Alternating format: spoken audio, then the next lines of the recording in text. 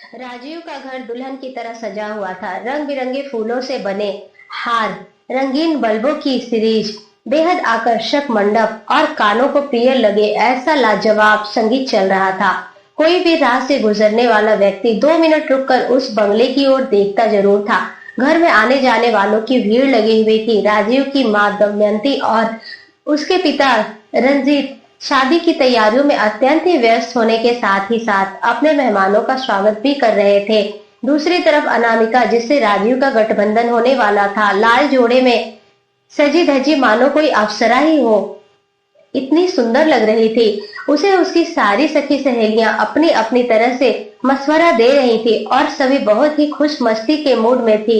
अनामिका भी काफी खुश थी और होने वाले पति के साथ अपनी भावी जिंदगी के सपने बुन रही थी।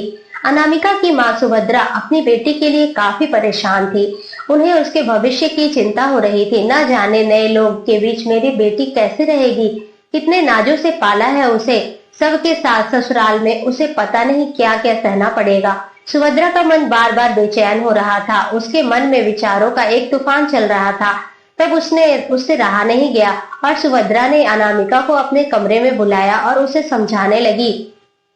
अनामिका देखो, तुम एक नई जगह जा रही हो, पता नहीं सब लोग वहां कैसे होंगे। अपनी हर चीज का ख्याल रखना, अपने गहने अपने पास ही रखना, सास ससुर से दूरी बनाकर रहना, वरना अगले ही दिन से तुम्हें काम पर लगा देंगे। हाँ, सबसे महत्वपूर्ण बात, राजीव को अपने नियंत्रण में शुरू से ही रखने की कोशिश करना और धीरे धीरे उसे अपना अलग घर बनाने के लिए कहती रहना।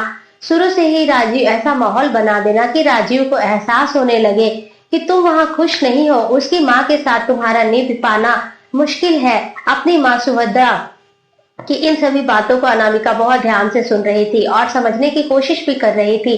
हर लड़की जिस तरह सबसे ज्यादा अपनी माँ की मानती है, उसकी हर बात को सही जानती है, ठीक वैसे ही अनामिका के लिए भी उसकी माँ ही उसकी रोल मॉडल थी। उनकी बातें आपस में हो रही थी कि बाहर काफी जोर से शोर सुनाई दिया। बारात आ गई, बारात आ गई। तभी सुभद्रा और अनामिका भी कमरे से बाहर आ गई। कुछ ही घंटों में राजीव और अनामिका का विवाह भी संपन्न हो गया। राजीव जीवन भर का गठबंधन दोनों के बीच बन गया। उसके बाद विदाई की बेला आ गई। अनामिका अपनी माँ और पिता के गले मिलकर भीगी पलकों से राजीव के साथ कार में जाकर बैठ गई और कार वहां से राजीव के घर की तरफ रवाना हो गई। अनामिका के घर पर पहुंचते ही दमयंती ने जोरदार तरीके से अपनी बहू का स्वागत किया। उसके हाथों की हल्दी वाली छाप और आलता से रंगे लाल कदमों से दमयंती के मन में खुशी और प्यार के सागर उमड़ पड़ा। उसे प्यार से ही दमयंती ने गृह प्रवेश करवाया। भगवान से आशीर्वाद लेने के उपरांत घर के बड़े बुजुर्गों का आशीर्वाद लेने के लिए अनामिका से कहा। शादी के उपरांत की सभी रस्में पूरी करते करते रात हो गई। राजीव की बहन और उसकी सखियों ने अनामिका को राजीव के कमरे में पहुंचाया और फिर राजीव और अनामिका हमेशा के लिए तन मन से एक हो गए। धीरे धीरे घर के सभी मेहमान अपने घर वापस लौट गए। अब घर में सिर्फ अनामिका, राजीव और राजीव के माता पिता ही रह गए। अनामिका का सभी लोग बेहद ख्याल रखते थे। दमयंती तो अनामिका को अपनी बेटी की तरह ही रखती थी। उसे प्यार से यहाँ भी सभी अनु कहकर बुलाते थे। अनामिका हैरान थी। उसे बार बार अपनी माँ के शब्द याद आ रहे थे, पर कैसे कैसे मैं यह सब शुरू करूं, वह अपने मन ही मन सोच रही थी। उसे उधेड़ बुन में अनामिका कुछ परेशान रहने लगी। यहाँ इतना प्यार मिल रहा था कि गलती निकालने का कोई अवसर उसे नहीं मिल पा रहा था। कुछ दिन में यूं ही बीत गए और फिर धीरे धीरे अनामिका ने राजीव से महंगी महंगी चीजों की फरमाइश शुरू कर दी। राजीव अनामिका की हर फरमाइश पूरी कर देता था। हीरे का सेट भी राजीव ने उसे अपनी पहली रात को ही गिफ्ट में दिया था। लेकिन अनामिका की फरमाइश दिन प्रतिदिन बढ़ती ही जा रही थी। एक दिन अनु ने अपनी सास दमयंती से कहा, माँ जी, मुझे आपका सोने का हार व कंगन बहुत पसंद है। उसने इतना कहते ही दमयंती ने उसे कहा, अनु 2 मिनट रुको। फिर तुरंत ही दमयंती अपना सोने का सेट लेकर आ गई और अनामिका को देते हुए बोली, तुमने तो बेटा मेरी मुश्किल ही आसान कर दी। मैं कब से सोच रही थी कि तुम्हें क्या दूं। यह लो, अभी शादी के वक्त ही लिया है। एक बार फिर अनामिका दंग रह गई। उसे बिल्कुल उम्मीद नहीं थी कि उसे मांगते ही दमयंती उसे इतना कीमती तोहफा दे देगी। कोई बड़ा कारण न मिलने से बावजूद भी अब अनामिका ने राजीव से बोलना शुरू कर दिया। राजीव, तुम्हें नहीं लगता कि हमें भी अपने लिए एक अलग घर ले लेना चाहिए। उसी बात सुनकर राजीव चौंक गया। ये क्या कह रही हो अनु? इतना घटिया ख्याल तुम्हारे दिमाग में आया ही कैसे? यहाँ क्या तकलीफ है तुम्हें? सब कितना प्यार करते हैं, मैं सोच भी नहीं सकता था कि तुम्हारे दिमाग में ऐसा भी कुछ आ सकता है। राजीव की बात सुनकर अनामिका उससे नाराज हो गई और 2-3 दिनों तक उसने राजीव से बात नहीं की। लेकिन राजीव ने इस बात के लिए उसे बिल्कुल भी नहीं मनाया। अब अनामिका ने दमयंती के साथ भी गुस्सा दिखाना, बात न करना सब शुरू कर दिया। दमयंती भी अनामिका का बदला हुआ रूप देख रही थी और सोच रही थी कि ऐसा तो कुछ भी नहीं हुआ, फिर अनामिका ऐसा व्यवहार क्यों कर रही है? शायद राजीव के साथ कुछ खटपट हो गई होगी।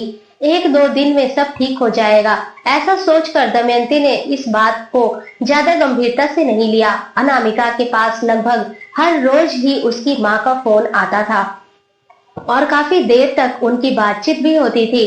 अपनी माँ की सिखाई बातों पर मेरा ही तो फायदा है, अनामिका हमेशा यही सोचती थी। मेरी माँ जो भी कर रही है मेरे अच्छे के लिए ही तो कर रही है। फिर एक दिन अनामिका ने बिना किसी से पूछे, बिना बोले ही अपना सूटकेस तैयार कर लिया। राजीव ने ऑफिस से आकर देखा तो पूछ बैठा, अनु यह सब क्या है? घर की बहुत याद आ रही है क्या तुम्हें? मुझे कहती मैं तुम्हें छोड़कर आता, 2-4 दिनों के लिए चली जाती, फिर मैं लेने आ जाऊंगा। लेकिन अनामिका ने गुस्से में राजीव को जवाब दिया, राजीव यहाँ मेरी भावनाओं की कदर नहीं, वहां रहने का मेरा मन भी नहीं। क्या क्या बोल रही हो अनु? तुम गुस्से में घर छोड़कर जा रही हो? हाँ, मैंने तुमसे सिर्फ अलग घर लेने को ही तो कहा, रिश्ता तोड़ने के लिए नहीं।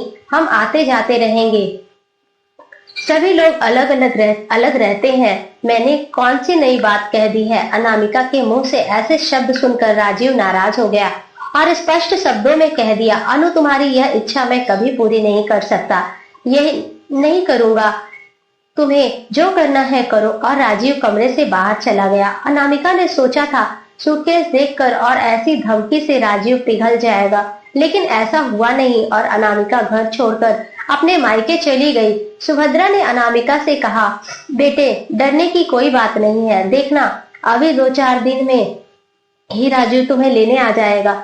लेकिन देखते ही देखते 2-4 दिन ही क्या, हफ्ते और महीने निकल गए, लेकिन राजीव नहीं आया।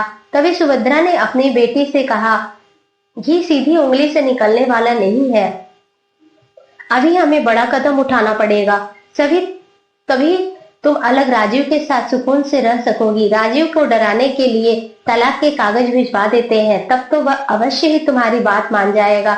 इच्छा न होते हुए भी अनामिका अपनी माँ का विरोध नहीं कर पाई और तलाक के कागजात भिजवा दिए।